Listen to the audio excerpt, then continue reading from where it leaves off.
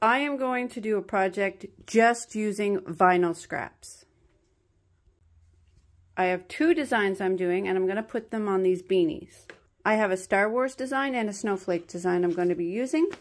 So we're going to use yellow for the Star Wars and this light blue for the snowflake. We are going to go through all the steps: designing, cutting, and weeding. Now, after you make up your design, you can use one mat for multiple colors if your designs are small, like for this project. All you need to do is know where you're going to place each color that you're going to be using on your mat and line up the designs in those areas. I'm going to use yellow and blue for my first cut, so I'm just going to line up the design over where I placed the yellow and the blue so that it cuts properly. At first, I made a Star Wars hat and a snowflake, and I absolutely loved how it turned out.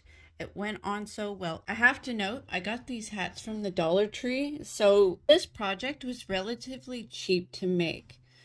I just got a whole bunch of hats and I wanted to try putting HTV on them. So I picked up a bunch from the Dollar Tree and I made up a couple of designs and I'm giving it a try. And I loved how the first couple turned out.